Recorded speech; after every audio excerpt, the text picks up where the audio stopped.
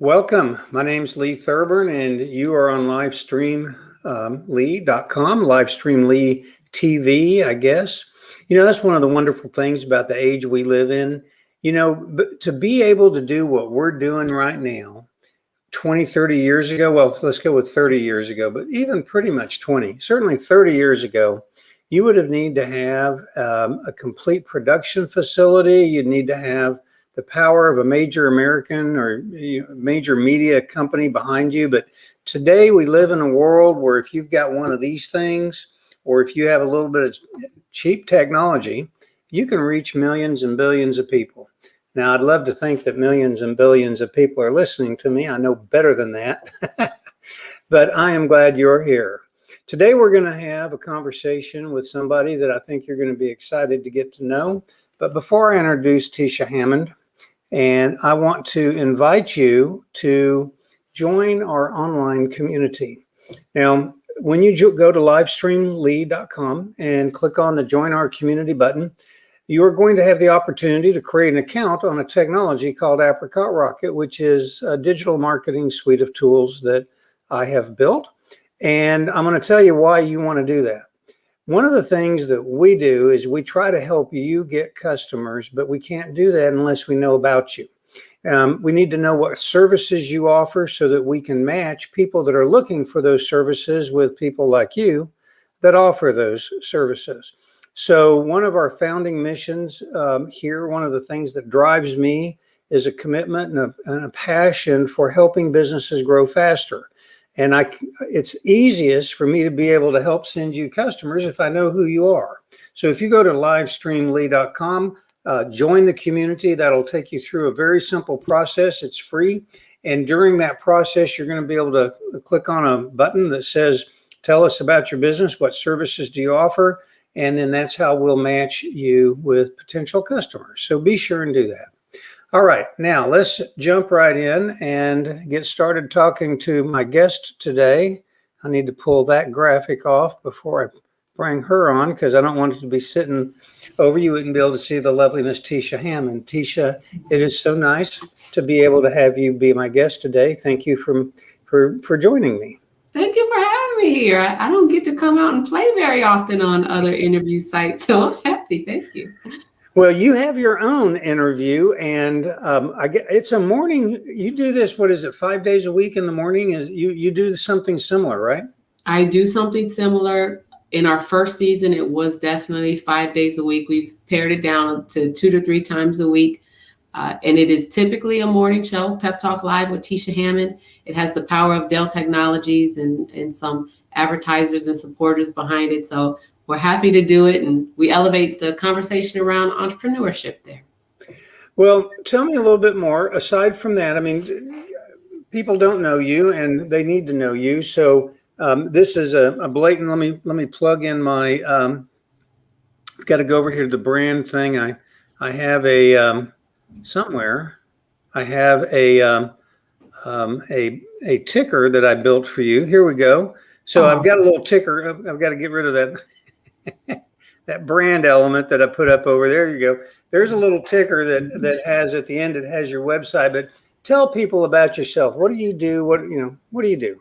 Oh, Lee, you have done a fine job describing it. I'm really a woman who woke up to understand that I have a measure of influence to share, whether it be with socioeconomics, political, educational, in the business community. And I didn't want to keep the influence that I had a secret. I wanted to be someone's sponsor. I wanted to be an advocate and a champion for entrepreneurs. Someone did that for me. And so I'm a woman who has learned to really love and thrive in various networks and connect people to their next solution, to their next best friend in business, to their next keynote opportunity or to their next media opportunity. I found that when you shine the light on other people, it finds a way back to you. And that's been working for me for the last 6 years in business. So one of the things I'm really intrigued to learn more about is the Ascent Preparatory Academy for Entrepreneurs. One of the reasons I'm so interested in that is because I teach entrepreneurship I'm an adjunct professor at UT Arlington. I also teach another class in strategy, but I love the whole thing of teaching. So tell us a little bit about that. Yeah, so Ascent Preparatory Academy sprang out of the idea that when I launched my business in 2015, I really did it under the motto of, hey, jump out the airplane and build the wings on the way down before you crash kind of model. And so I learned a lot of things by mistake, right? And the courses are literally under the umbrella of, let me tell you what I wish I'd known, so you don't have to bump your head and make these mistakes and crash and burn in business. Too many stories of entrepreneurs not making it more than a year in business, not more than 3 years or 5 years. And I didn't want that to be the story of the people that I knew and cared about and that would come to know. And so the courses are really built around, I wish somebody would have told me this, before I went and leapt into business. I started my company because of personal reasons. I wanted to be a caregiver. I started my company because of spiritual reasons. I felt I was being called in that direction to amplify the voice of entrepreneurs. And I didn't have all the answers. And I didn't ask for enough help or mentors along the way. And so the courses pull all of that together for the entrepreneurs who aspire to take them. So it sounds to me, if I've got this correct, you started a company in about 2015, and you learned through the School of Hard Knocks. Ooh, yes. And then you started the Preparatory Academy to share those lessons with others, or do I have it a little out of sequence here? No, that's how it worked out. I went to college for criminal justice and business. I had a spectacular criminal justice career. I was able to live out dreams around the world enforcing laws, and that was great. It was great. Some stories I cannot tell, Lee. It was great. Otherwise, you'd have to kill me. I know. I'll tell you just some things I've been sworn to secrecy. However, when it came time for me to understand, this chapter of my career is closing. I spent 21 years in federal government, law enforcement, and it became really clear that chapter was going to close, that I needed to close it. I mentioned earlier that I want to be a caretaker. That was to my mother, who was being a caretaker to her sister. I wanted to help out more. And then I just felt this tugging on my heart, like, Tisha, you went to school for business also. You understand marketing. You've had this passion to, my first business ideally was to open a skating rink. Skating rink, okay. Skating rink. It didn't happen because I didn't think I had the moral support and the support system to actually pull it off. And now that I've several years beyond that way of thinking, I have created, and not alone, it took a worldwide group of people to create what I call the Global Pep Squad. So my nickname is the Small Business Cheerleader, and I have this worldwide network of people who also want to elevate the conversation around entrepreneurship, and we call them the Global Pep Squad. The captain is Mary Wells. She's out of Cleveland, Ohio. And we have viewers who tune into our messages from around the world most days of the week. So you thought of a skating rink, but you didn't go that direction. So the business that you actually did start, that was in, I'm gathering the sort of the caregiving arena. Is that correct? What was that business, the one that prior to starting the Ascent Academy? Ascent Small Business Promotion. So I went from the caregiving, in a way I do provide caregiving, is for entrepreneurs. Okay. So Ascent Small Business Promotion is the business that I ended up creating. The skating rink, I still want to do that, and I may very well do that, but I have a different mission at this time. Sure. Yeah, you've moved on beyond that. That was like your initial idea, and it kind of didn't work out. So you started off as basically a marketing promotions company, and then you launched the Preparatory Academy as a result of what you learned starting that other business. Okay, now I've got the dots pulled together in my mind. Okay. Yes. So what are the biggest problems when, well, let me back up a little bit. So you've been doing the Preparatory Academy now for how long? For about 4 years. About 4 years. Okay. And is there any genre of business or subset of the major 30 million businesses out there? I mean, what kind of businesses do you tend to attract or target for the Prep Academy? Yeah, it's interesting that you mentioned caregiving, because oftentimes nurses and nurse consultants are drawn to the academy. Okay. Who also is drawn to it tends to be solopreneurs or people self-employed who may have 1 to 2 employees, or they're contracting work out. And oftentimes, if it's not the caregiver, which is, it's so interesting that you kind of like pointed that out. If it's not the caregiver, then it's often someone who is working in design, decor, but more often than not, my clients tend to be publications, media publications, or nurses. I it's not that I target them. I'm happy to, when people are attracted to the company. I have a few things going on at the same time, so I don't necessarily promote the academy. I promote the show a lot. I promote the book a lot. The people are drawn to the academy more often than not. Okay. So what have you found to be some of the more common mistakes or failures or lack of preparation? We're talking Preparatory Academy, so it's all about preparing, right? Yes. Luck comes to those who are prepared for it, right? So you're preparing people to get lucky. So what are some of the most common things that people fail to do to help them become successful that you help them correct? Yeah, I'll mention 2 things off the top of my head, and then I'll go into a little detail. So the first thing is creating agreements if there are going to be partners involved. And the second is discounting the importance of a business plan, or what I like to call a growth plan. And just doing what I originally did was just like jump out.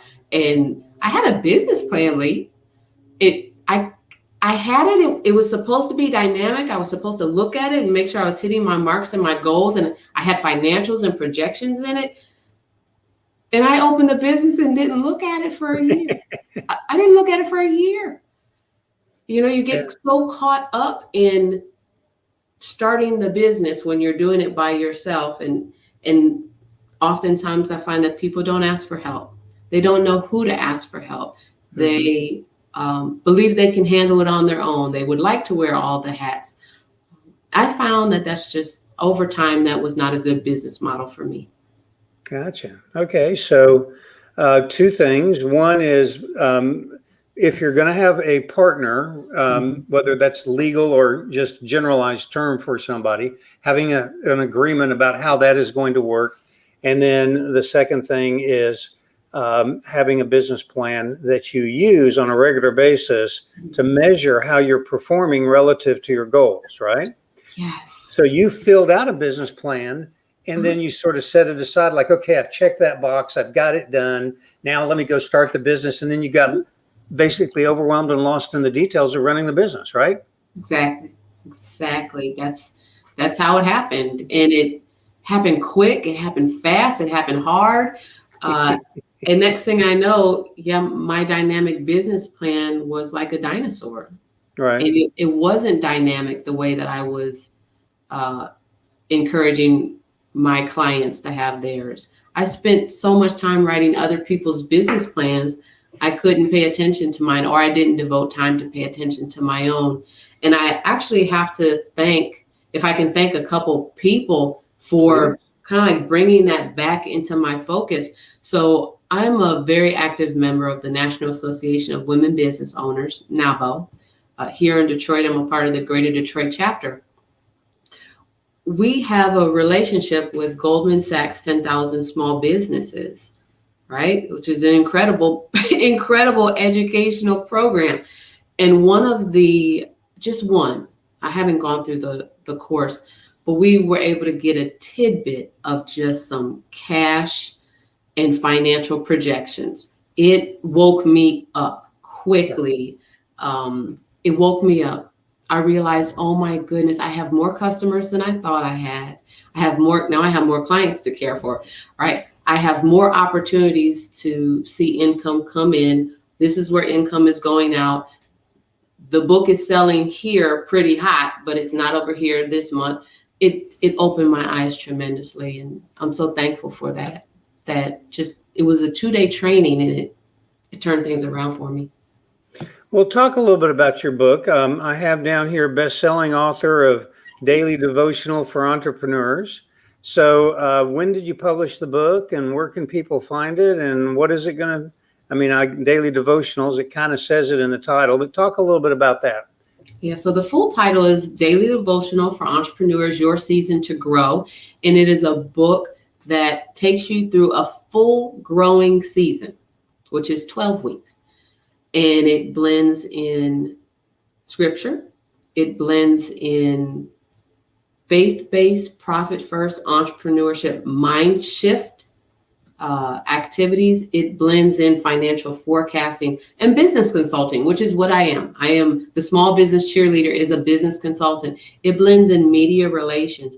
And what it does is it helps an entrepreneur begin to transition from being someone's employee to becoming self-employed, or at least to starting that cash flow in their line of business that they're hoping is one day going to replace their 9-to-5. It includes prayers, and it's a book that once the 12 weeks are over, start it again and do the things that you left out. The book. So here's what happened, Lee.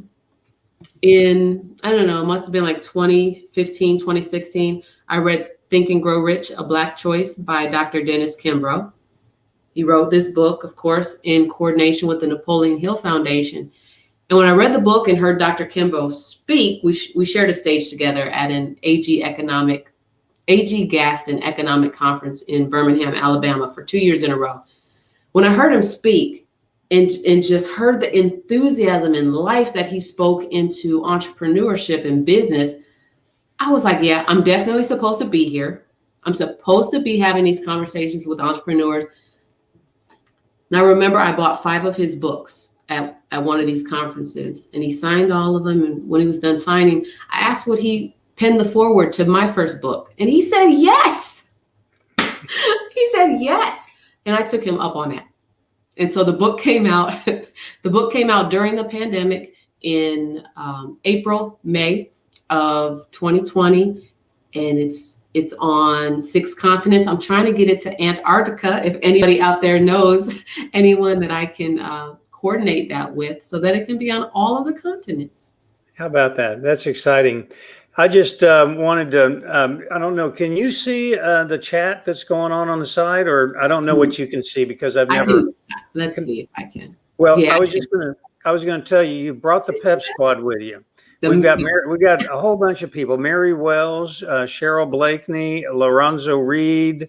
Here's Cheryl, Linda Hanna, Lorenzo again, Mary.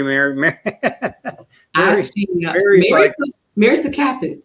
Mary's the captain. Well, hello, Mary. Nice to see you. Each day over 12 weeks can result in daily harvest. There you go. You know, I love that you keep talking about the spiritual side. I mean, I'm reminded that one of the original business books is Proverbs in the Bible, which really, just lays out really right there in so many different ways what you should do and can do to make make your life better and business as well. So many good messages there. Wow. So talk to me a little bit about what are the plans that you have. Where do you see yourself in, say, give me a 2-year, 5-year sort of vision look. Where are you going? I can give you a 1-year vision look and definitely can do more. So I completed a master class with Dr. Lisa Wicker. The class is called Capacity Shattering the Limits. And we had to find our North Star. We had to travel the peaks and the valleys, which is now probably my favorite book by Spencer Johnson, MD. And what came out of that was that I am determined to become an investor in entrepreneurial ventures. It doesn't have to look like Shark Tank. It doesn't have to look like pitch competitions. I see myself being of service and very useful to others in the network, and hopefully starting with the Global Pep Squad and your audience as well, Lee, of utilizing funds to help others grow and to grow fast. I am really in the business of trying to help others grow substantially. Like literally, if you want to replace your 9-to-5 income with being an entrepreneur, okay, we need to get started on that. and then is it just enough to replace your salary, or did you become an entrepreneur because you wanted unlimited income opportunities? Okay, well, where are we going to find those revenue streams? So my 1-year goal is to have that first opportunity to become an investor. I see the Ascent Preparatory Academy growing in the next 2 to 5 years to be a very robust online opportunity for people to share and have memberships in, and be a very broad learning community. Whether that means I become a proprietary school in the state of Michigan or work with other states' workforces, I'm happy to have those opportunities. I also am creating a mobile app. A lot of the Pep Squad that are here supported me at a virtual pitch competition the other night. And the mobile app is all of the small business cheerleader. It's all of the book. It's e-commerce platforming. It is motivational messaging. It's text messaging and video messages. It's contests and incentives to move you from that seat at your 9-to-5 into your CEO chair. And so that mobile app, I work on it regularly, but by the summer, I'm truly hoping to really start creating some incentives for people to get some early access to it. Well, I'm looking forward to hearing more about that. How large is your Pep Squad on a global basis? I mean, do you have any way of knowing how big it is? No, I don't have a number of how many are in the Pep Squad. I can tell you on our most recent episode, we have viewers from Lagos, Nigeria. We have people watching the show from Switzerland, from Berlin, from numerous countries. I'm from Metro Detroit, so we have a lot of U.S. support. The show is streamed on YouTube, LinkedIn, and Facebook, and then cast into other places on replay. I would love to get a number on it, but I don't have it. We know that they're global, and we know that they're very active. Gotcha. Well, I'm looking forward to carrying our conversation off stream because I see a lot of synergies. I'm tickled that we've had a chance to visit a little bit. There's a gentleman I see on here, Randall Mills, who is I wanted to give a shout out to. He has a company where he does telemedicine, which is kind of a big deal, new technology, or not so much new, but he's in a game with a bunch of giants. And Randall, thanks for tuning in. You probably also need to get to know Tisha. Randall and Tisha, you guys have some synergies, I think, that you'll need to explore. So, okay, so that's where you want to be in a year. Mm-hmm. What is, aside from being able to get into a position where you can make a difference in people's lives by making investments, so to be an investor, what are... do you have any other identifiable? What do you see the Ascent Academy or whatever the next stage of your growth is? What do you see that looking like in say 5 years? Do you think that you'll have physical academies, as opposed to virtual? Because right now I think you're virtual, right? I mean, yes. Okay, so I mean, give me a little hint of what's kicking around in your mind, that 5-year vision. Where do you see? What would you like to see? You know what? I miss people. I miss being around people. I miss energy. And this is the best that we can do right now. And I take it. I welcome it. But yeah, I want a physical academy. I want instructors tuned in from all over the world. And when we first started Ascent Preparatory Academy, it was to have virtual instructors from all around the world. I can't be the only instructor in an academy. people have to learn different perspectives, and they can vibe with different instructors. So we had those opportunities, and we had some interest from different countries, and definitely something we want to go back to. But yes, a physical academy, but it'll always be digital. That I believe you have to start your business on a digital platform, or you've lost the game. We saw, I don't know about you, Lee, but March 11th, 2020, when our governor of Michigan announced that on March 13th, 2020, things were going to change seriously for us. March 11th, I got no more visitors to my office, and went a full year paying overhead for nobody to come to that space. So I don't want to have to endure that again. It'll always be a virtual platform. And when we can do in-person things, we surely do that. Some of the other things that I'm very interested in doing are writing another book or writing a companion to the first book. And people also tend to hire me for like book marketing. So my company is a marketing, a media, and a promotion company. And I really enjoy the space of helping people get their book out, Lee. So it's one thing to write a book. It's a very different thing to release the book for publishing. It's a completely different animal to sell a book and be responsible for selling that if you don't have someone, on your team doing it with and for you. So those are things that are on the horizon. And of course, the app, hoping to have a soft launch of the app on Labor Day. Awesome. Yeah, I know what you mean about the writing. I've written 3 books and 1 online course, and the writing is not the hard part. It's the getting it out there. That's the hard part. Well, all right. So for people to learn more about you, is tishahammond.com the right place for them to go? There is. I have a link tree, and it's my name. If people are familiar with the Linktree URL, it'd just be my name at the end of that. And can I give a big shout out to Bruce, the guy in the blue shirt, Carnahan, for connecting us with? He's a great guy. Yeah, Bruce is a great guy. He's a process expert, as you know. I've known Bruce now for probably close to 15 years. He and I used to do a lot of networking here in the Dallas area, and we just got to know each other. Bruce is a good guy, and he sounds smarter than anybody I know, and he might be, but because he's British, he's got that British accent, and he just sounds smart. Well, I mean, he is smart, but he is.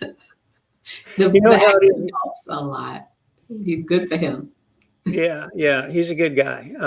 So give him a shout out. Yeah. Well, Tisha, we're just about out of time. I want to thank you again for coming. Is there anything special, any invitations, any special deals that you've got you'd like to tell people about, to give them a reason to come and check out your website? Oh, yeah. Well, I encourage people to visit me at tishahammond.com. While you're there, look under the tab for Pep Talk or services. You'll find an opportunity to have a discovery call with me and see how we can do business together, support one another, or merge our synergies.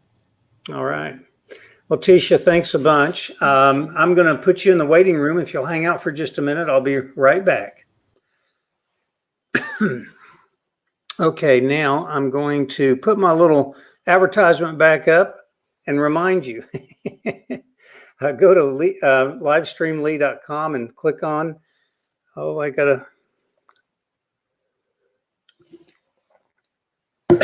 that's horrible. I'm coughing on TV.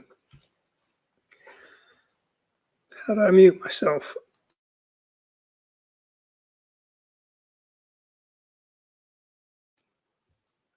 I should have ended before I had my coughing fit. So sorry.